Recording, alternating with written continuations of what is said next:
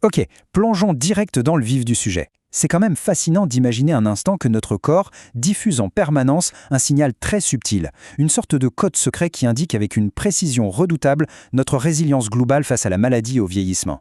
Et le plus fou, c'est que ce n'est absolument pas de la science-fiction, c'est un fait parfaitement établi par la recherche médicale actuelle. Alors ce fameux mystère médical caché à l'intérieur de nous, eh bien c'est exactement ce qu'on va décoder ensemble étape par étape dans notre exploration d'aujourd'hui.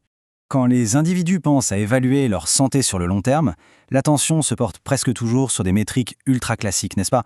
On pense tout de suite au taux de cholestérol, à la tension artérielle ou à la glycémie. Mais en fait, il y a un rythme caché, une danse vraiment silencieuse et constante qui se déroule dans les minuscules fractions de secondes entre nos battements de cœur. Et ce qui est incroyable, c'est que de vastes études démontrent aujourd'hui que ce rythme ultra subtil est en réalité l'un des indicateurs les plus profonds et les plus fiables de l'espérance de vie humaine.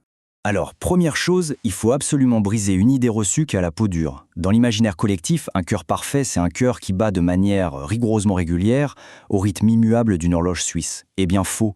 Comme l'ont souligné de nombreux chercheurs, un cœur en bonne santé n'est absolument pas un métronome. En fait, c'est tout l'inverse. Un système cardiaque trop rigide et trop régulier, c'est un véritable signal d'alarme clinique. Une variation mesurable d'un battement à l'autre, c'est au contraire la preuve irréfutable d'un système hyper réactif, un système capable de s'adapter instantanément à son environnement. C'est ça la vraie résilience. Et c'est pile ici qu'intervient le concept clé de notre analyse, la variabilité de la fréquence cardiaque, ou VFC pour faire court. Pour définir ça simplement, la VFC, c'est la mesure de cette infime fluctuation de temps entre deux battements cardiaques consécutifs. Et cette métrique est littéralement cruciale, parce qu'elle nous offre une fenêtre d'observation directe et sans aucune intervention invasive sur notre système nerveux autonome. Pour être plus précis, elle reflète l'activité de notre système parasympathique. C'est ce fameux mode repos et digestion qui permet à l'organisme de s'apaiser, d'encaisser le stress et de se réparer en profondeur. Passons à la suite et voyons un peu comment tout ça s'articule historiquement. La chronologie est vraiment passionnante. Tout commence en 1895 avec l'invention de l'électrocardiogramme, qui permet pour la toute première fois de mesurer ces fameux intervalles avec précision. Ensuite, en 1981, la littérature scientifique fait officiellement le lien entre ces infimes variations et le système nerveux autonome. Et puis on fait un bond de géant jusqu'à nos jours. En 2022, de gigantesques méta-analyses confirment définitivement que la VFC est un prédicteur massif de la mortalité globale. Et cerise sur le gâteau, en 2024, il est prouvé que cette métrique vitale n'est pas une fatalité. Elle est hautement modifiable grâce à des activités physiques ultra cibles. Section 1. Les enjeux de la mortalité, VFC et espérance de vie. En décortiquant les données de plus de 36 000 individus en 2022, la science a mis le doigt sur un truc frappant. La VFC est un marqueur de risque de mortalité totalement indépendant de l'âge. C'est assez fou. Concrètement, les personnes qui se situent dans le quart le plus bas pour la VFC, en regardant un paramètre précis sur 5 minutes qu'on appelle le RMSDD, eh bien, ces personnes présentent un ratio de risque de 1,56 pour la mortalité toutes causes confondues. Dans le jargon médical, ce hazard ratio de 1,56, ça représente une augmentation spectaculaire de la probabilité de décès prématuré par rapport aux personnes qui ont conservé une forte variabilité. Le point crucial ici, c'est de mettre ce chiffre en perspective pour vraiment comprendre son impact. Un ratio de risque de 1,56, ça veut dire que faire partie de ce fameux quart inférieur de la population, avec une VFC très faible, c'est un facteur de risque bien pire que de souffrir d'un manque chronique de sommeil. En fait, c'est un risque totalement comparable à celui d'une hypertension artérielle sévère et non contrôlée. Rien que ça. L'état silencieux de notre système nerveux autonome se révèle être, ni plus ni moins, un pilier central de notre survie. Pour bien visualiser, comparons ces deux états au quotidien. D'un côté, on a une VFC élevée. C'est la signature absolue d'une forte capacité parasympathique. L'organisme possède une excellente flexibilité, il peut se prendre un gros stress physique ou mental et revenir très rapidement à l'équilibre. C'est exactement ça le secret de la santé à long terme. À l'inverse, de l'autre côté, une VFC faible, ça crie dominance sympathique. Le corps est coincé dans une boucle de stress, le fameux mode lutte ou fuite. Les réponses physiologiques deviennent rigides, ça épuise les organes à petit feu et ça fait flamber le risque d'événements cardiovasculaires. Et l'avalanche de preuves scientifiques qu'on a sur le sujet illustre brillamment tout cela. L'ensemble des données résume à quel point les prédictions de mortalité liées à la VFC sont cohérentes.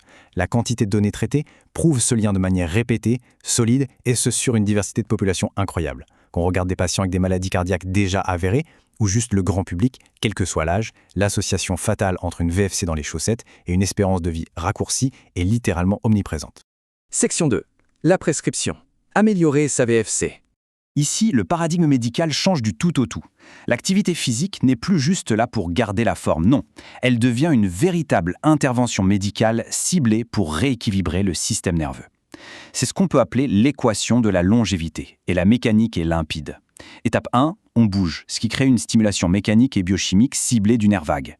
Étape 2, cette stimulation fait grimper le tonus parasympathique profond. Étape 3, la VFC augmente. Et enfin, cette VFC restaurée agit comme le pont direct, l'autoroute physiologique, vers une réduction structurelle de la mortalité.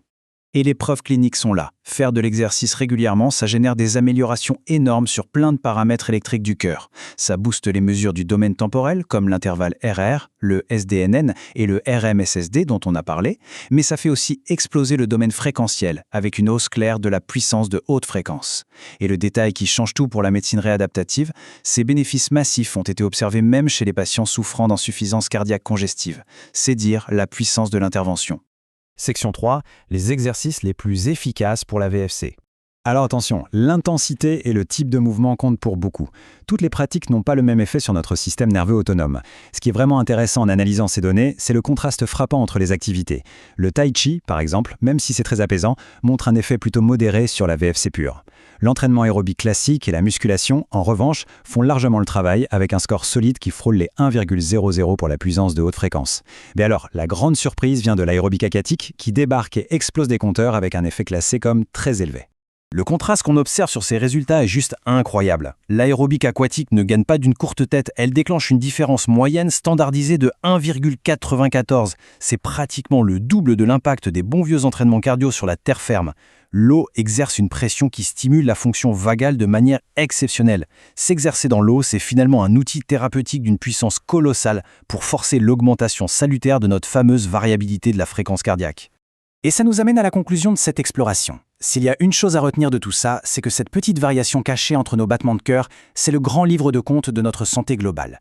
Elle n'oublie aucun pic de stress, mais la bonne nouvelle, c'est qu'elle enregistre aussi chaque effort qu'on fait pour se régénérer. Face à ces montagnes de preuves montrant que ce rythme orchestre notre longévité, la question est posée.